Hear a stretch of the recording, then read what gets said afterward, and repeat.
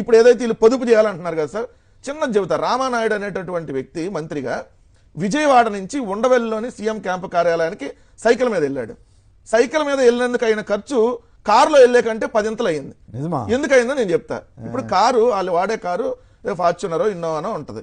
అది ఒక litre diesel కొట్టిస్తే అది 10 కిలోమీటర్లు మినిమం వస్తుంది. అంటే విజయవాడ టు ఉండవల్లి 10 కిలోమీటర్లు కూడా లేదు. సరే 10 కిలోమీటర్లు వేసుకున్నా వెళ్ళేటప్పుడు 100 రూపాయలు డీజిల్కి, వచ్చేటప్పుడు 100 రూపాయలు డీజిల్కి అయ్యింది. అదే ఇప్పుడు ఈయన సైకిల్ మీద వెళ్తే డ్రోన్ నాడు దేని మీద వెళ్ళాడు? డ్రోన్ నాడు సైకిల్ మీద వెళ్ళి డ్రోన్లు తీరాడుగా. అతను కారులోనే ఎక్కడ వెళ్ళి డ్రోన్ విజువల్ తీయాలి కదా. ఫోటోలు సార్, ఇప్పుడు ఆయన వీడియోలను ఫోటోలు ఎక్కడి నుంచి వచ్చినాయి? డ్రోన్ తో తీసినట్టు వచ్చినాయి, లేదా ముందు వెహికల్ మీద ఎవరైనా వెళ్తా తీయాలి. సో ఆ వెహికల్ ఖర్చు మళ్ళీ సెక్యూరిటీ ఇంట్లో కూర్చోరుగా. నేను ఒక్కడే వెళ్తుంటే వాళ్ళేం సైకిల్ మీద వెళ్ళలేదు కదా, వాళ్ళు కారులోనే వెళ్ళాలి, వాళ్ళకి ఎక్కడ ఫాలో అవుతా. మరి ఈ ఖర్చు అంతా దానికంటే అదనంగా అయినట్టు కదా.